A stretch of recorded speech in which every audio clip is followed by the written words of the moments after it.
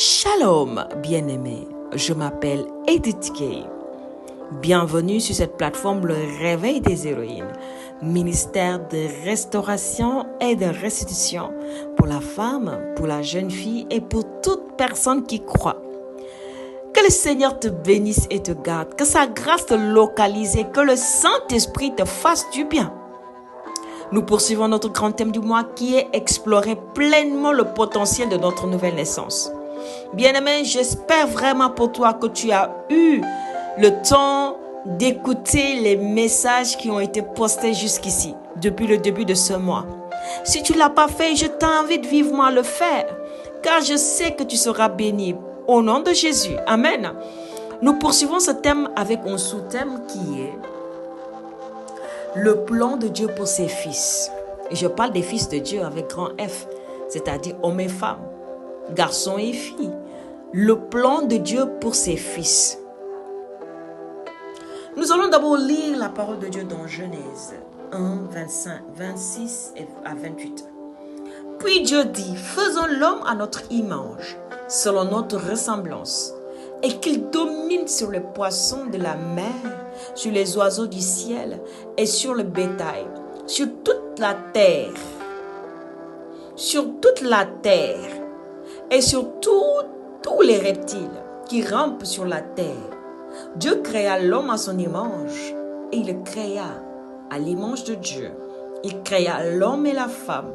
Dieu les bénit et Dieu leur dit, soyez féconds, multipliez, remplissez la terre et l'assujettissez et dominez sur les poissons de la mer, sur les oiseaux du ciel et sur tout animal qui se meut sur la terre.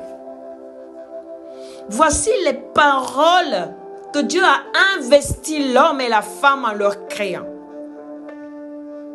Voici les paroles que Dieu a prononcées sur l'homme et la femme en les créant. Ça, c'était avant le péché. Donc, Dieu a fait tout ceci, tout ce qui nous environne. Mais il a demandé à l'homme de dominer sur toute création sur la terre. Il a demandé à l'homme de dominer sur la terre. Il a demandé à l'homme de dominer sur les oiseaux, les animaux, sur les poissons, sur tout. De dominer sur toute la création. C'est-à-dire l'homme avait reçu un pouvoir total venant de Dieu pour être quelqu'un chargé de recadrer la création que Dieu a faite. Chargé de veiller sur cette création. Chargé, oui, c'est-à-dire de maintenir l'ordre que Dieu a établi en créant toutes choses. L'homme était quelqu'un, oh mon Dieu, c'est-à-dire la valeur que tu as entre les mains de ton Créateur, tu ne peux pas l'imaginer.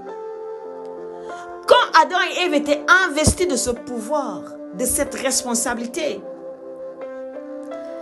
écoutez bien-aimés, ils avaient plein pouvoir de domination. Mais malheureusement, ils ne connaissaient pas en réalité le pouvoir, la puissance qui était entre leurs mains. Ils ne savaient pas. Au lieu d'explorer, de rester dans l'exploration du royaume que Dieu les a confié, le diable les a incités à aller explorer un autre monde. Le monde du péché, de la mort, de la transgression, de la désobéissance, des esprits impurs. Dieu voulait préserver Adam et Ève en gardant leur cœur de la connaissance du mal.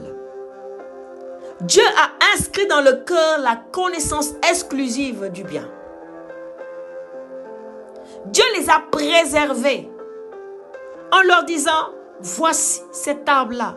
Si vous en mangez le fruit, vous connaîtrez le mal. Parce que le bien, ils le connaissent déjà. Il a dit, vous connaîtrez le bien et le mal. Mais puisqu'ils connaissaient déjà le bien, ils n'avaient pas besoin de connaître le mal. Jusqu'à ce qu'ils veuillent, qu'ils soient tentés d'explorer le monde, l'autre monde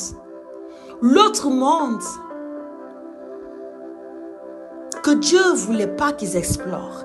Parce que l'homme n'était pas créé pour explorer le mal. L'homme n'était pas créé pour explorer la puissance des ténèbres. L'homme n'était pas créé pour explorer vraiment le monde satanique, diabolique. Non. Alors, avant le péché, Adam et Ève étaient considérés comme les fils de Dieu. La parole va nous le confirmer dans Luc 3. Le verset 23 va dire ceci. En parlant de la généalogie de Jésus, en commençant de Jésus jusqu'au commencement, jusqu'au début, jusqu'aux origines. Jésus avait environ 30 ans lorsqu'il commença son ministère.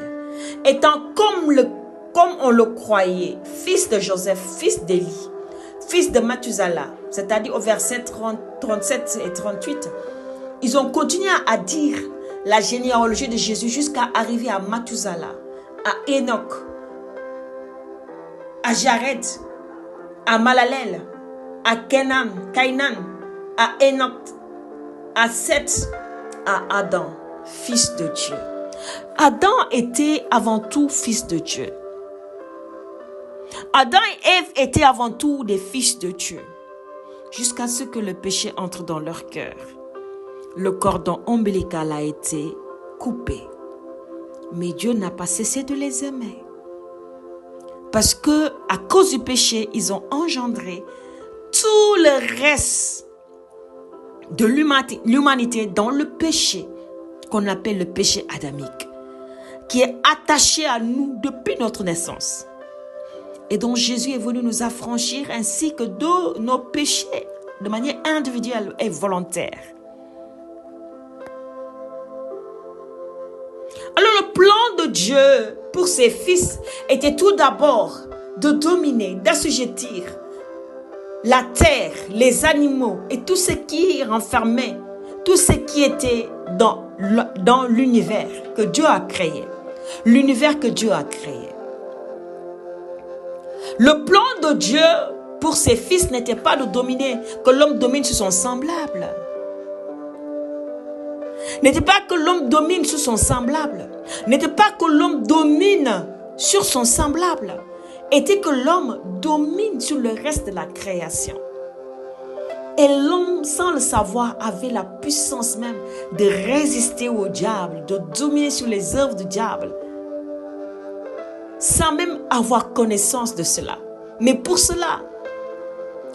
que le diable ait accès à l'homme, à la vie de l'homme, au corps de l'homme, il fallait que l'homme lui donne approbation, accord, accès par la désobéissance, par le vouloir d'aller explorer un autre monde. La parole va dire que Ève était tellement tentée de ce qui se présentait devant elle, qu'elle était tentée d'explorer la science qu'elle se disait, ah, j'ai pas encore cette science, je désire cette science-là. La science du monde du mal, du monde occulte. Aujourd'hui, il y a des gens qui ne veulent pas passer par le chemin étroit. Aujourd'hui, il y en a ceux-là qui ne veulent pas passer par le chemin étroit, où Dieu veut nous façonner, où Dieu brise notre orgueil, où Dieu brise tout ce qui n'est pas de lui, où Dieu nous purifie, nous lave, nous fait passer par le feu de purification. Le chemin étroit où Dieu façonne notre cœur, arrache de notre cœur ces épines qui font mal, où Dieu arrache de nos âmes ces racines qui étaient profondes et dont on sent la douleur quand ça sort.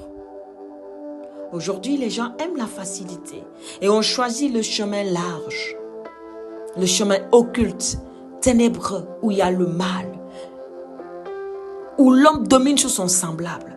La seule fois où Dieu a prononcé que l'homme avec petit h, c'est-à-dire l'homme de sexe masculin, devait dominer sur son semblable, c'était sur sa femme. C'était après le péché.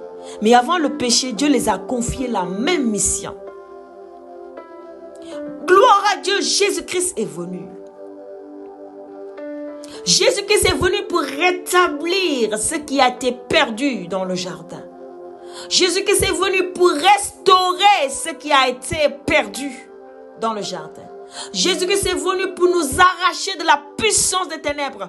Oui, du royaume des ténèbres, pour nous dire, allez, revenez dans le royaume de Dieu et explorez ce royaume. Vous n'avez rien à faire dans le royaume des ténèbres.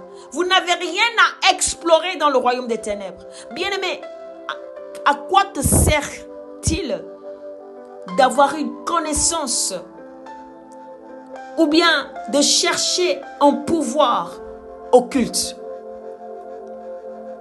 À quoi cela te sert d'avoir une connaissance occulte, un pouvoir occulte? Aujourd'hui, le diable a manipulé l'homme de telle sorte que l'homme est ancré dans la sorcellerie, dans la franc-maçonnerie et dans toutes sortes d'occultisme. Tout simplement parce que l'esprit de l'homme est curieux et veut explorer un monde supérieur. Mais il n'y a pas de monde supérieur au monde que Dieu nous donne. Il n'y a pas un royaume supérieur au royaume que Dieu nous fait entrer par son Fils Jésus. Alors, qu'est-ce que nous cherchons en dehors du royaume de Dieu? Si nous connaissons le plan initial de Dieu pour ses fils. Adam et Ève n'avaient pas besoin d'aller travailler pour être rémunérés parce qu'ils avaient l'autorité sur la création. Ils n'avaient pas besoin de transpirer pour avoir l'approbation de Dieu. Ils avaient tout à leur disposition. Les animaux n'osaient pas semer la terreur contre l'homme parce que Adam et Ève avaient reçu le pouvoir de Dieu de dominer sur les animaux. Vous imaginez un animal féroce et l'homme lui dit, assieds-toi, l'animal s'assied. Tu te promènes dans la brousse, dans la forêt, tu rencontres un lion féroce et tu dis au lion, hey, assieds-toi ici, et le lion s'assoit. Ils ne se rendaient pas compte qu'ils avaient reçu le pouvoir de dominer même sur le serpent. Mais ils ont laissé le serpent dominer sur eux. Et pourtant, Dieu les avait dit qu'ils allaient dominer sur tout animal. Mais ils ont laissé le pouvoir du serpent les séduire. C'est parce qu'ils ne connaissaient pas qu'ils étaient réellement des fils de Dieu et qu'ils étaient au-dessus de cela, au-dessus de cette créature-là. Aujourd'hui, Jésus-Christ est venu restaurer. Bien-aimé, la bonne nouvelle que je t'apporte aujourd'hui est que Jésus est venu restaurer. Et c'est le potentiel de ta nouvelle naissance. Pour que tu puisses vivre la restauration du plan initial de Dieu pour l'homme. Alléluia, pour ses fils. Pour que tu puisses vivre et expérimenter le plan initial de Dieu pour ses fils. Pour que tu ne te laisses pas séduire par le pouvoir du serpent. Pour que tu domines sur les puissances démoniaques. Car Christ va venir à dire, je vous donne le pouvoir de dominer sur les serpents, les scorpions et sur toute la puissance de l'ennemi et rien ne pourra vous nuire.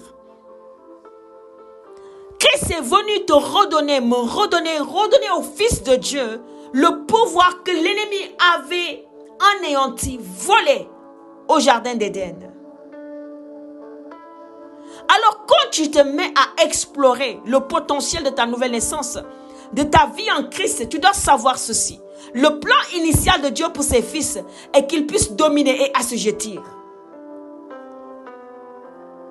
Alors si tu vis autre chose, si tu te laisses dominer par le mal, c'est que tu n'as pas compris quel est le plan de Dieu pour ta vie. Mais si tu domines le mal, si tu domines sur le mal, c'est que tu as compris, tu as eu connaissance du plan parfait de Dieu pour ses fils et c'est-à-dire tu l'exerces.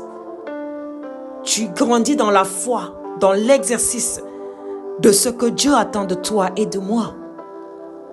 Nous devons chercher à grandir dans ce potentiel. Nous devons chercher à grandir dans le potentiel que Dieu donne à ses fils, dans son royaume, non en dehors de son royaume. Explorons ce qui se passe dans le royaume de Dieu, de notre Père. Nous n'avons rien à faire dans l'autre royaume là.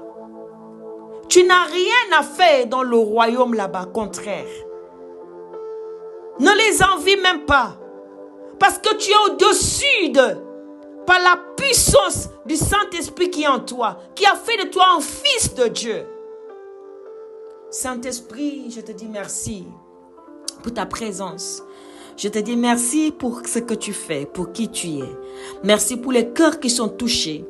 Merci pour toutes ces personnes qui reviennent réellement à Jésus.